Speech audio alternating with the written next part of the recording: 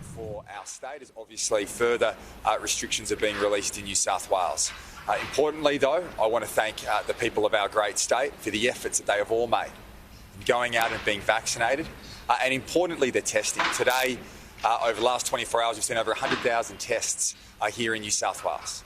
I have complete confidence in our health system and complete confidence in the people of our great state to keep our people safe during this next journey of the pandemic.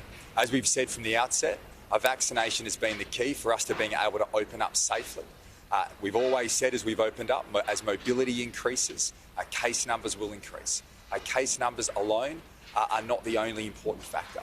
What is important is our hospitalisations and ICU presentations.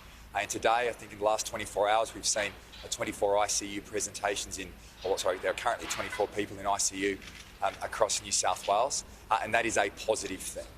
And if we continue to look after each other, look out for each other, be cautious in indoor settings, keep those principles of socially distancing, then we will ensure that we keep that hospitalisation rate down and that ICU presentation rate down too. I want to make a point continuing to encourage people across the state to get that booster shot.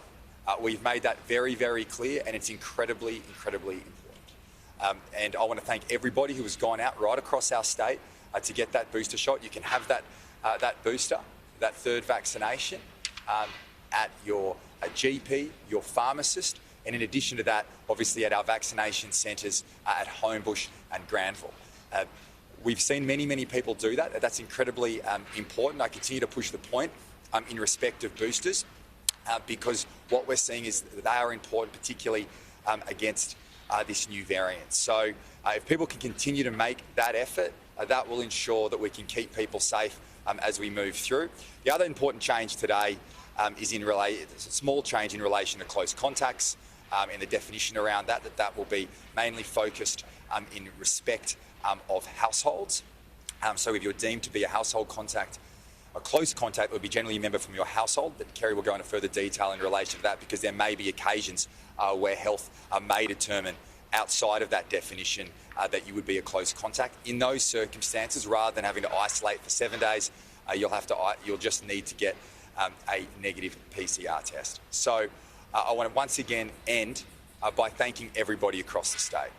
We never believed that we'd be able to get to a vaccination rate that is close to 95%. The government has done what the government has had to do. Some of the decisions we've made have been unpopular. I accept that. But I can say that everything that we have done has been focused on keeping people safe, keeping the economy open, and keeping people in work. But the efforts that everybody has made around our state to get vaccinated, particularly want to urge those people who have had one dose of the vaccination and have not gone back for your second dose vaccination, please do so.